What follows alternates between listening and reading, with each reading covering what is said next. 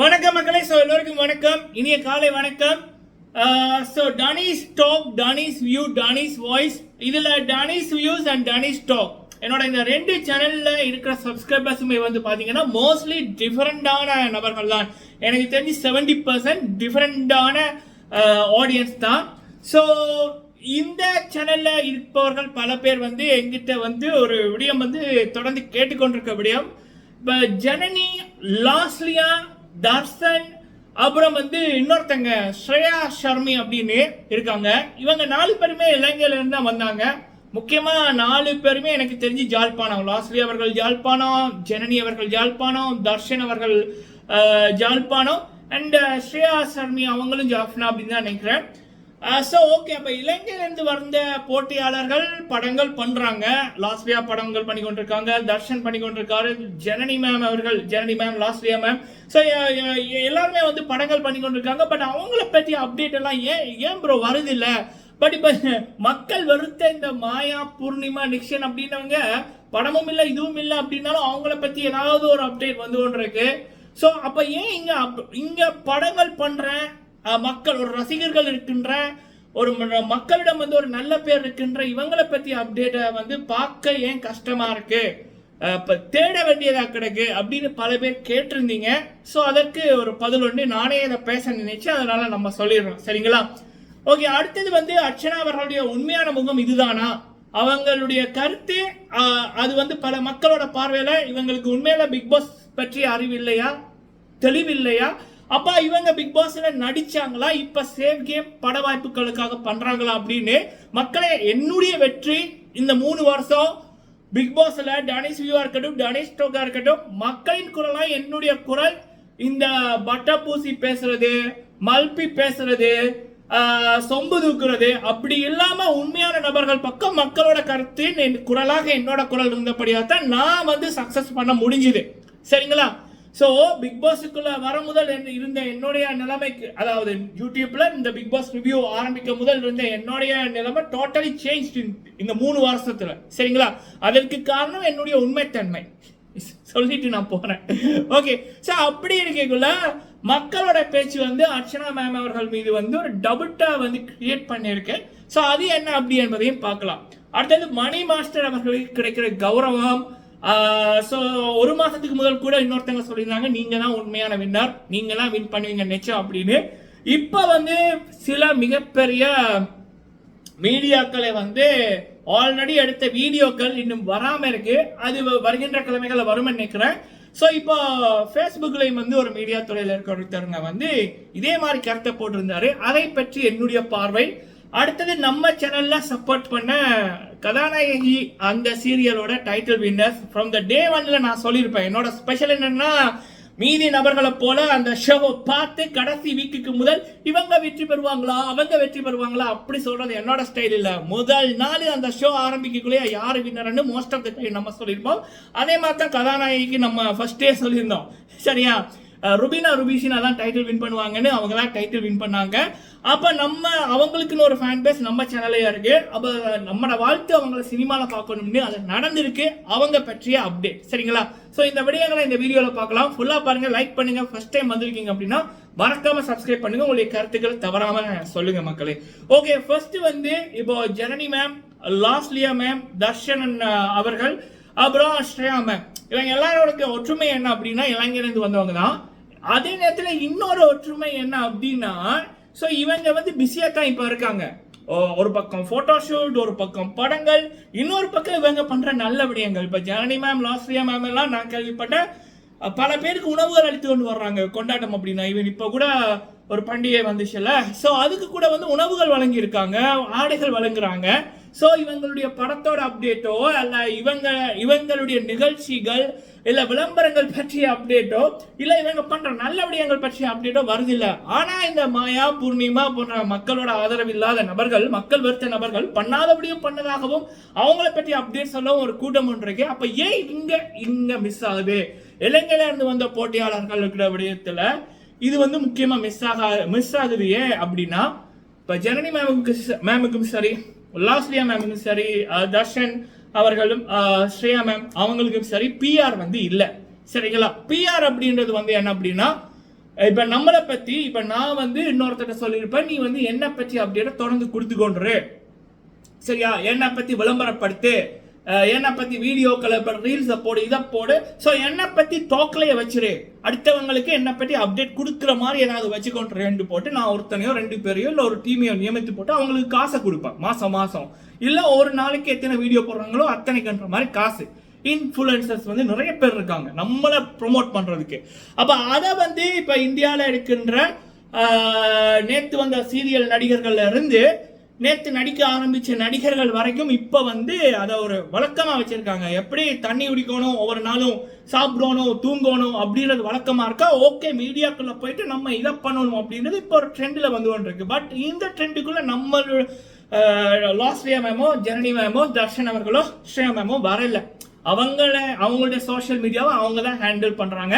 அப்ப அவங்கள ப்ரொமோட் பண்றது என்ன அப்படின்னா அவங்களோட உழைப்பு, அவங்களுடைய உண்மையான வெற்றிகள். ஸோ அப்ப அதுக்கு கொஞ்சம் டைம் எடுக்கும், சரிங்களா. இப்ப ஜனனி மேமோட படங்கள் 6 படம் கையில வச்சிருக்காங்க. என்னென்ன படங்கள் எடுத்து தேட நம்ம ஒரு உழைப்பை போட்டு எஃபெக்டை போட்டு அவனை பிடிச்சி இவனை பிடிச்சி, இல்லை வேற யாரோ சகோதரர்கள் வந்து அங்கே ஒர்க் பண்றவங்க தெரிஞ்சவங்க, ஓ இதான் ப்ரோ அப்படின்னு சொன்னா தான் நம்ம அதுக்கப்புறம் அதை கொஞ்சம் பார்த்து ப்ரோ இது இப்படி நடிக்கிறாங்களா அப்படின்னு கேட்டு அதுக்கப்புறம் நம்ம சொல்லக்கூடியதா இருக்கு. இப்போ லாஸ்லியா மேமோட அன்னபூரணியோட டீச்சர் கூட அந்த படம் உள்ள வெளியிட்டதுக்கு அப்புறம் தான் தெரிய வருது, சரிங்களா. இதுதான் டிஃபரெண்ட். இங்க ப்ரொமோட் பண்ண ஆட்கள் அவங்க நியமிக்கல, பட் சில பேர் வந்து நியமிச்சிருக்காங்க காசை கொடுத்து. That's a different. பட் எனக்கு தெரிஞ்சு Losliya ma'am, Janani ma'am, Shreya ma'am, Darshan அவர்களோட வழி கரெக்டு. ஏன்னா நல்லவங்க வாழ்வாங்க, கொஞ்சம் டைம் எடுக்கும், சரியா. அதை நம்ம 3 வருஷமா பார்த்து கொண்டு இருக்கோம். ஸோ அது பல பேர் கேட்டீங்க, அதுக்கு நம்ம சொல்லியிருக்கோம். ஓகேம்மா. அடுத்தது வந்து பார்த்தீங்க அப்படின்னா நம்மளுடைய மணி மாஸ்டர் அவர்கள்.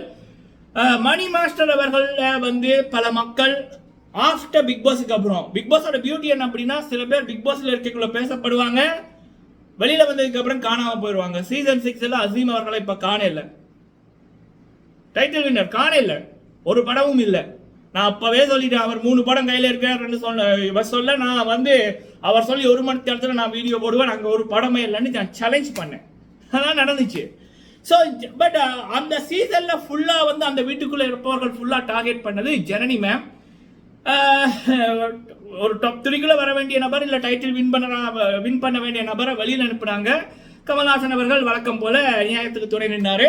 வெளியில வந்து அந்த எபிசோட் டெலிகாஸ்ட் ஆகும் போதாலே தளபதி படத்துல தமிழ் சினிமால என்ட்ரி அப்படின்ற மாதிரி அப்டேட்டு, அதையும் ஃபர்ஸ்ட் சொன்னது நம்ம தான். ஸோ அப்படி இருக்கக்குள்ள இந்த பிக் பாஸ் ஷோட பியூட்டி, பிக் பாஸுக்குள்ள கொண்டாடப்பட்டவர்கள் பிக் பாஸ் முடிஞ்சதுக்கு அப்புறம் கொண்டாடப்படுவது இல்லை, போக போக அவங்களோட மாஸ் குறைஞ்சிரும். ஆனா பிக் பாஸ்ல ஒரு அவரேஜா இருந்தவங்க, ஒரு அவங்களுக்குன்னு ஒரு ரசிகர்கள் இருந்தவங்க பிக் பாஸ் முடிஞ்சோடனே அந்த ஒரு 100, 200, 300, 1000 அப்படின்னு பிரம்மாண்டமான ஒரு வெற்றி பெறுவார்கள், மக்களால் கொண்டாடப்படுவார்கள். அதுக்கு காரணம் அவங்க பிக் பாஸ்லயும் ஒரே மாதிரி தான் இருந்திருப்பாங்க, வெளியிலையும் ஒரே மாதிரி தான் இருந்திருப்பாங்க, பிக் பாஸ்குள்ள போகும்போதும் ஒரே மாதிரி தான் இருந்திருப்பாங்க. அவங்களோட கருத்துக்கள், அவங்களோட வார்த்தைகள் மாற்றம் எதுவுமே இருக்காது. அப்ப மக்கள் அவங்கள அதுக்கப்புறம் தான் அண்டர்ஸ்டாண்ட் பண்ணுவாங்க, he is real அப்படின்னு. அதனாலே அவங்கள கொண்டாடுகின்ற மக்களோட தொகை வந்து அதிகரிக்கும். மணி மாஸ்டர் அந்த ரகம், அவருடைய ரியாலிட்டி பல மக்களுக்கு ஆஃப்டர் பிக் பாஸுக்கு அப்புறம் தான் புரிஞ்சுது, சரிங்களா. ஒரு விடயத்தில் அவர் மீது அந்த ஒரு கோபம் கண்ணை மறைக்கும் அப்படின்னுவாங்கல்ல, அது வந்துச்சு. பட் அவருடைய ரியாலிட்டியும் அவருடைய நல்ல குணமும் அவருடைய திறமைகளும் தெரிஞ்சதுக்கு அப்புறம் அதுவே அவரை எங்கேயோ கொண்டு போச்சு. நல்லவங்க வாழ்வாங்க, கொஞ்சம் டைம் எடுக்கும், அவ்வளவுதான். ஸோ அப்படி இருக்கக்குள்ள இவன் சஹிலா மேம் அவர்கள் கூட 1 மாசத்துக்கு முன்னாடி சொல்லியிருப்பாங்க, என்னை பொறுத்த வரைக்கும் நீங்க தான் வின்னர், நான் நினைச்சேன் நீங்க தான் டைட்டில் வின் பண்ணுவீங்க அப்படின்னு. இப்ப பல பிரபலங்களும் வந்து அதை சொல்ல ஆரம்பிச்சிருக்கார்கள். ஃபேஸ்புக்ல கூட ஒரு மீடியா துறையில் இருக்கிற ஒரு நபர் வந்து சொல்லியிருந்தாங்க. அதோட வீடியோக்கள் வந்து அப்கமிங் டேஸ்ல வரும். மணி மாஸ்டரோட இன்டர்வியூக்களே வந்து நிறைய வர இருக்கு, இன்னும் போடாம வச்சிருக்காங்க. ஸோ தரமான சம்பவங்கள் வெயிட்டிங்மா, சரிங்களா. பொய்கள் புயலாய் வீசும், உண்மை மெதுவாய் பேசும் ரைட்டா. ஸோ இது மணி அவர்களுடைய மாபெரும் வெற்றி தொடர்பான அப்டேட். அடுத்தது வந்து பாத்தீங்கன்னா ருபினா ருபிஷினா. ஸோ கதாநாயகியில ஷோல வந்து நம்ம சப்போர்ட் பண்ண நபர்கள், என்னோட வெற்றி என்ன அப்படின்னா நம்ம யாருக்கு சப்போர்ட் பண்ணவோ அவங்க அத்தனை இதுலையுமே, பிக் பாஸா இருக்கட்டும், பிபி அல்டிமேட்டா இருக்கட்டும், பிபி ஜோடிகளா இருக்கட்டும், கதாநாயகா இருக்கட்டும், நம்ம மக்களின் குரலாய் நம்மளோட குரல் ஒழிச்சிருக்கு. அதுக்கேற்றது போல அவங்க டைட்டில் வின் பண்ணியிருப்பாங்க. பட் நம்ம முதல் நாளே அடிச்சு சொல்லியிருப்போம் அவங்க தான் வின்னர்னு. அப்படித்தான் ருபினா ருபிஷினாக்கு நம்ம சொல்லியிருந்தோம். அவங்க வந்து இப்போ விஜய் ஆண்டனி சார் அவர்களுடைய புதிய படம், சரிங்களா, என்ன படம் அப்படின்னா ரோமியோ, அந்த படத்துல வந்து நடிச்சிருக்காங்க. 2 சகோதரிகள் நடிச்சிருக்காங்க. அதுல வந்து பாத்தீங்கன்னா அரவிந்த் அப்புறம் ருபினா ருபிஷினா இவங்க வந்து ஒரு ஜோடியா மாதிரி நடிச்சிருக்காங்க. சிறப்பு. அது மட்டும் இல்லாம ருபினா அவர்களுடைய இன்னொரு படம், அந்த படமுமே வந்து போய்கொண்டிருக்கு, ஜீவ காருண்யம் அப்படின்ற மாதிரி ஒரு படம், அதுலயே நடிக்கிறாங்க. ஸோ வேறு பல படங்களும் அவங்களுக்கு போய்கொண்டிருக்கு. பார்க்க ஹாப்பியா இருக்கு. ரொம்ப திறமையான 2 சகோதரிகள், ரொம்ப கஷ்டப்பட்டு முன்னுக்கு வந்தவங்க. அவங்களோட வாழ்க்கை இன்னும் நல்லா இருக்க வாழ்த்துக்கள், சரிங்களா. So okay, Rubina ma'am and Rubishana ma'am வாழ்த்துக்கள். ஸோ ஓகே, அடுத்தது அர்ச்சனா மேம் அவர்கள் அவங்களுடைய ஒரு இன்டர்வியூ வந்து நேற்று 1 மாதம் 2 கிழமைக்கு முதல் எடுத்தது ரசிகர்கள் சந்திப்பு நேற்று போட்டிருந்தாங்க. அதுல பல மக்கள் வந்து அர்ச்சனா மேம் அவர்களை கேள்வி கேட்க ஆரம்பிச்சிருக்காங்க. அவங்களுடைய கருத்துக்கு அவங்க சொன்னது என்ன அப்படின்னா,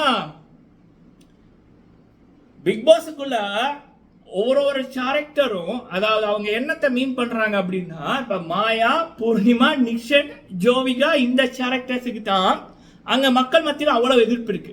அதற்கு காரணம் இப்ப விஷ்ணு அவர்களா இருக்கட்டும், மணி அவர்களா இருக்கட்டும். ஸோ இவங்க வெளியில வந்து ஓகே பிரதீப்புக்கு நடந்தது நம்ம தப்பா பண்ணிட்டோம் அப்படின்னு போட்டு அவங்க எல்லா இன்டர்வியூலையும் மன்னிப்பு கேட்டுட்டாங்க. பிரதீப் அவர்களையும் பேசிட்டாங்க. ஆனா இந்த மாயா, பூர்ணிமா, நிக்ஷன் போன்ற நபர்கள் இன்னும் பிரதீப் கெட்டவரை நாங்க பண்ணது சரி அப்படின்னு மக்களுக்கு எதிராக இருக்காங்க.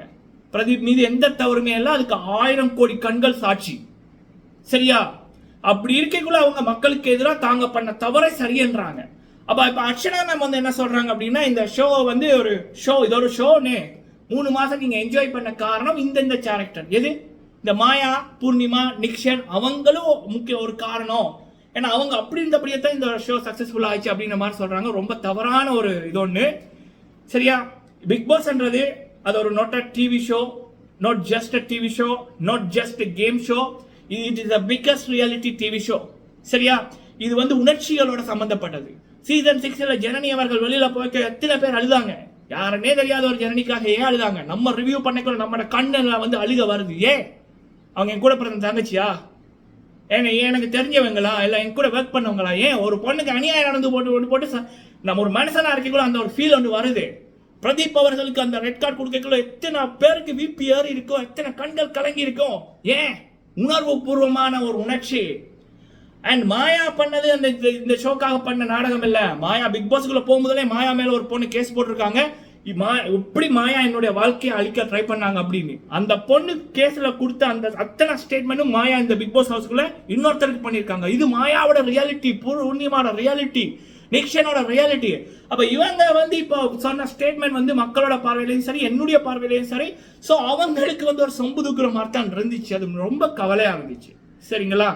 ஸோ ஒரு இவ்வளவு பிக் பாஸ் முடிக்குது, இவங்க வெளியில வந்துட்டாங்க, நிறைய மக்களோட ரிவ்யூ பார்த்துருப்பாங்க, இவங்களுக்கு அவங்க பண்ண அநியாயம் பார்த்துருப்பாங்க. அதுக்கப்புறமும் ஏன் இப்படி அர்ச்சனா அவர்கள் வந்து ஒரு பேசுறாங்க? ஒருவேளை படத்துக்காகவா? பட வாய்ப்புகள் மாயாக்கு சொம்பு தூக்குனா தான் கிடைக்கும்ன்றதுக்காக இப்படி சொன்னாங்களா என்னன்னு தெரியல. பட் மக்கள் கருத்தோட நான் வந்து அக்செப்ட் பண்றேன், சரிங்களா.